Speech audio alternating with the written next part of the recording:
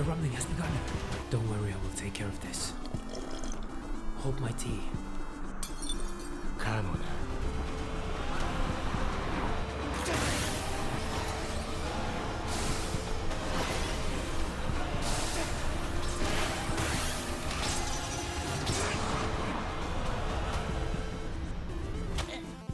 Hello all you anime fans out there, my name is Andrew and I talk about anime, and welcome to my channel. Today we're talking anime superheroes and how Eastern and Western influences have totally created some of the coolest titles that we've seen. So without further ado, let's jump right in.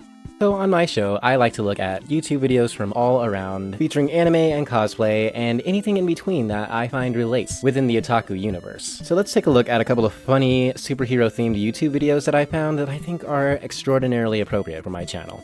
So with the MCU still going full steam on Disney, I thought this video would be highly appropriate for the topic. Spider-Man versus the MCU, one of the funniest spoof videos that I have seen in a long time on YouTube. If you're into the superhero spoof videos of any kind, you will definitely be entertained by this one. Not only is it scripted very well, but the effects are on point. Whether you're a fan or not of the MCU, this video is for anyone. It pokes a lot of fun at a lot of the intricacies that the MCU has, and it also points out a lot of the controversy that's been around a lot of the MCU. Personally, for me, I prefer reading the original stories in the comic books because, of course, they're canon. But I digress. If you're looking for something that makes fun of the MCU tastefully, this is right up your alley. There are a lot more episodes dealing with Spider-Man and the MCU, so I highly recommend you check them out. Next video that we're taking a look at comes from YouTube creator Dave Ardito, Anime versus the Rumbling. If you're like me and you're a fan of cosplay and anime comedy, then you have found Dave Ardito already, so this isn't new news to you. However, when I discovered him, I was blown away, not only by the comedy, but also by the special effects. It's really fun to see my favorite genre of anything of all time within anime be made fun of over and over and over again, but again in a tasteful way. I found this video to be completely hilarious. I remember the really early dark days of YouTube when videos were nothing but funny, and we were not treated to anything like this. And I have to say, all the jokes are certainly on point. As his channel is already popular, I'm sure that he doesn't need any boost from me, but it has something to do with my channel as I like to look for cosplay, anime, and anything that has to do with that in between. These videos are super hilarious, super cool, and definitely worth checking out. Spend some time on them. And for those of you that are definite shonen haters, it seems like this video is especially made for you. Now it's time for one of my favorite parts of my show, my anime list forum topics, where I talk about anime topics that I find to be rather interesting or controversial. Today's topic is, would you watch anime if it had no attractive characters at all? This topic seemed to be kind of a loaded gun. However, I found some interesting responses, some of which, well actually I'd have to say most of which I have to agree with. So let's take a look. This is a comment I thought sparked everything off. Absolutely not. One of the main reasons I watch anime and play JPGs is because of the beautiful and mesmerizing and magical style that is common in Japanese manga and other related print media. On the opposite side, I refuse to play Western games and watch Western cartoons because of the ugly, repulsive, realistic art style that intentionally makes characters look as awful as possible. Fortunately, this is a comment that I can't really get down on. For me personally, I watch both Eastern and Western cartoons for a number of reasons. And for me, I don't necessarily tune into anime because of the attractiveness of the characters. Because trust, there are so many out there where the attractiveness of the characters have absolutely nothing to do with the rest of the story as a whole. And I totally feel that if you're watching anime based on that criteria, you're truly missing out on some really good gems, past, present, and most likely into the future.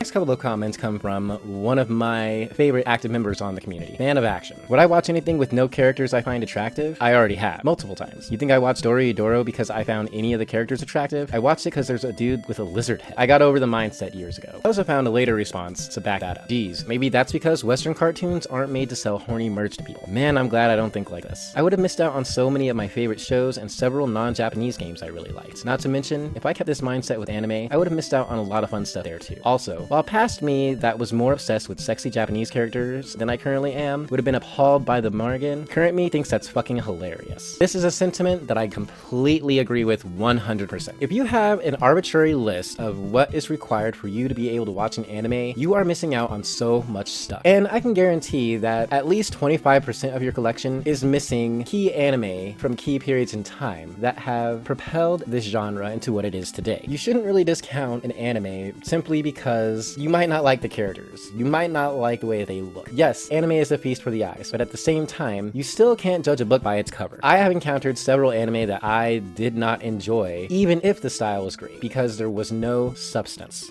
Our next poster writes, has interesting plot, well-written characters, etc., then sure, I would totally watch it. A good example would be Ping Pong the animation. The characters aren't physically attractive, at least to me, because of the art style, but the show is still very good, and the animation is very good too. I love the classic anime art styles and character designs just as much as the next guy, but there's plenty of good shows out there that don't adhere to the style, and skipping out on them because the characters aren't attractive enough or whatever is definitely a loss. I remember a lot of people skipping out on shows like Odd Taxi and Ranking of Kings because of the unique art style, and it's a shame since both shows, especially Odd Taxi, IMO, are really good. Not all anime characters have to pander to a waifu-looking otaku, and not all anime has to be a fat material, you know? Again, another sentiment that backs up what I said earlier. You shouldn't discount anime simply because the characters aren't attractive. As what and who is attractive is within the eye of the beholder, how are you able to hold a standard to that? So, what if you don't like blondes? Are you saying that you're not going to be into Sailor Moon simply because you don't like the way that she looks? The story of Sailor Moon is pretty solid, and if you haven't checked it out because of whatever surface level reason, something like looks, then maybe you should start taking a definite second look at some of these anime that you've discounted without even giving it a try. I mean, by that logic, most of the Miyazaki films would be a big fat zero if that were the case. Not everyone in the real world is super attractive, and even I can't say that because, like I said, beauty is within the eye of the beholder. And let's be serious, it is anime,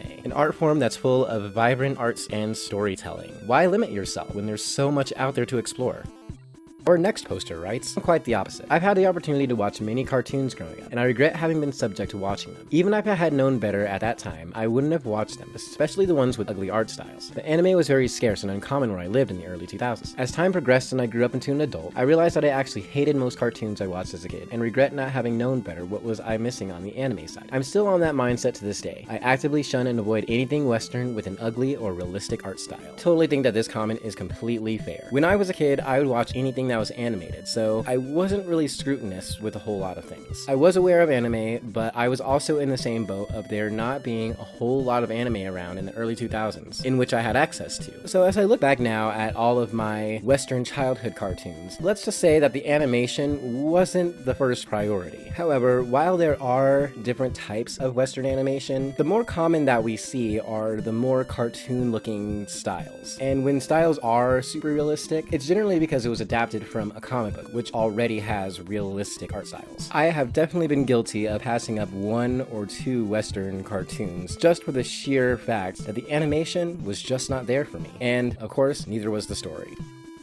Our next poster writes, I watched Beastars and Odd Taxi. So yes, must admit, when I first got into anime, I would avoid shows with character designs I don't like. One example is Honey and Clover. But the more I understand the type genre I like, I find that show fits my liking, and true enough, in the end, it's even become one of my favorites. This is a sentiment that I totally agree with, and it's also hit me in the face. I've had personal experience with this. When One Piece and Pokemon first hit our shores, when anime started to become really popular, not like the surge that it is today, I had an idea of what I thought that I liked in anime and animation style, and so I didn't go with One Piece because it wasn't really my style. I had grown up watching a lot of anime like Galaxy Express and some older ones like Captain Yamato. However, not having a choice of those animation styles, it was pretty much just grabbing at fish out of barrel and hoping that you get something that you like. So my taste in anime and animation was actually pulled a lot out of context, so I didn't really have very much to go off of. But now, as I've grown older into an adult, I understand things a lot more and I appreciate stories a lot more, and I've been able to go back to a lot of the titles that I discounted. And let me tell you, it's been a wild, exciting ride.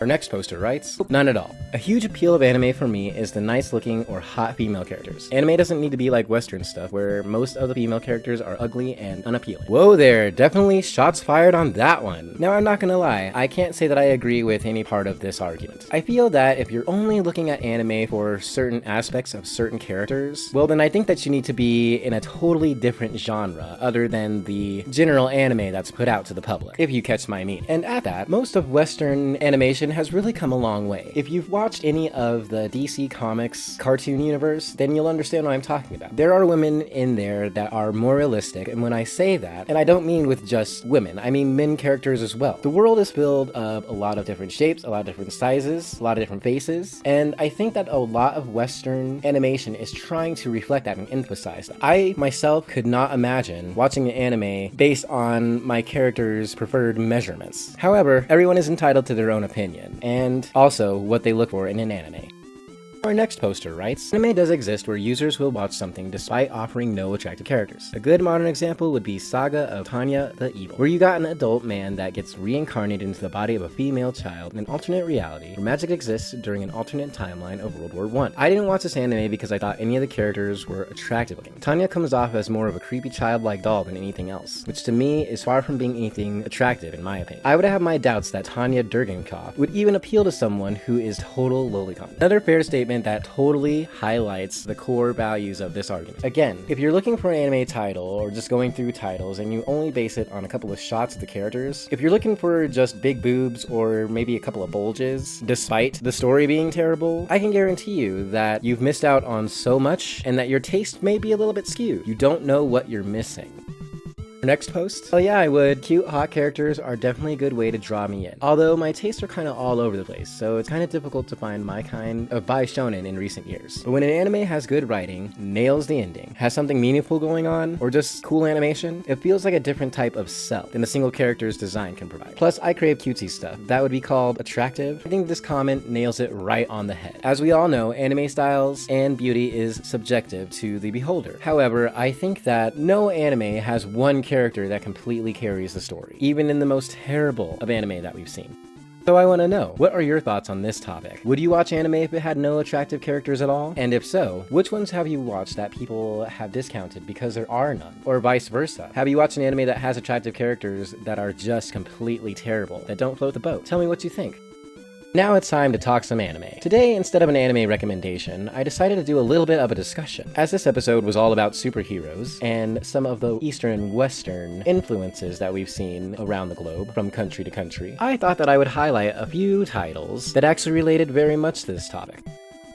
So as anime fans, we've all seen adaptations going both directions. The most recent fiasco of late has been the Dragon Ball Z movie, which I hear rumors of that there's a new one of these movies in the mix, and I guarantee that it'll be better than the 2009 version that we got, which nobody liked. However, there are instances where this goes over very well. One of the prime example of this would be the adaptation of X-Men into an anime and also into a manga. For me personally, I thought that this went over very well. This is a very great adaptation of the entire franchise. The one thing that I can say that Eastern animation has over Western animation is the ability to create animations that really emote and evoke feelings from both the characters, the people playing the characters, and the audience as well. I'm a kid from the 90s, so I definitely grew up with watching X-Men on Saturday mornings and hearing the classic theme song play. And of course, for me and many other Western artists, this was actually a staple in some of artists' early development. And of course, I'm not gonna lie, some moments were definitely cringy, but there's also a certain look and feel and vibe that these animations give as well. Now, when we want to talk in terms of Eastern and Western exchange, a great prime example of when these exchanges works is with My Hero Academia. Now, you have to think, with all of these superhero franchises fighting for dominance at this time, I want to say that My Hero actually has a great way of merging these regions and these ideas and these stories together. The main thing that I really liked about My Hero Academia, even before I started watching it, was the idea that it was a classic Western comic book type story in an Eastern anime style, with characters and situations complete. Overall, it's a great mashing of the two ideals. You have really deep, compelling overall story arcs, and really deep characters that are trying to gain more than just prestige. Now, granted, I'm not gonna lie, a lot of the latter part came later with Western animation. You have to understand that in the 90s, and well, I guess also in the 80s, cartoons that were coming out were mostly geared towards getting kids to buy toys. So the need for there to be really deep character development and really complicated plots was not necessarily needed. So it's only now that we're beginning to see more of that stuff in Western animation, and that's because these new animators and cartoon makers were actually inspired a lot by Eastern anime. One of the key elements that My Hero Academia has is actually getting deeper into the characters' backgrounds, why they interact with the world the way they do, and how their engagement with the world with their quirks affects everyone around them, which is something that we see in Western comic books, but it's usually in the form of New York getting destroyed, mostly by aliens. Another anime that I want to throw into this mix is an anime called Scrya. If you're unfamiliar with this series, it's been dubbed as the anime answer to X-Men. And to some extent, that is very true. It's about a group of people that have abnormal abilities that get shunned by normal people in society, and there's a group of these abnormals that are going after other abnormals to try to get them to live a certain way to be accepted by society. Does that sound familiar to anyone? Well, it totally should. It's one of the basis of most of the X-Men comics and the challenges that they all face. I think Scrya takes a completely great approach at merging these two ideals together. In this, it's its own complete story, dealing with the world at large and events that have taken place, and you get to see how society quickly changes when these humans with extra abilities start popping up. This is one that I highly recommend. It was playing a little bit on Toonami a few years ago, but I'm not sure if it still plays now. It's a great watch. It's totally worth watching if you're into the whole superhero genre and you're looking for something that you haven't seen before. Definitely check out Scrya. I don't think that you'll be disappointed. Maybe a little bit at some plots here and there, but overall, I'd have to give it a 7 out of 10. And at the earlier points of the forum topics, yes, the animation style isn't all that great. It is a little bit rough at times here and there, but for the time, you have to understand the early 2000s, a lot of anime that was out then was just as shiny and sparkly new as any of the stuff coming out now, so keep that in mind as well. Well, that's it for today's episode. I hope that you enjoyed talking about Eastern and Western influences in anime and the mergings of superhero genres and comic books and all that, and I hope that you've taken something away to talk about with your other anime friends. Thank you so much for watching. My name is Andrew. I talk about anime. Have a great day, night, or whenever you're watching this. We'll see you next time. Bye.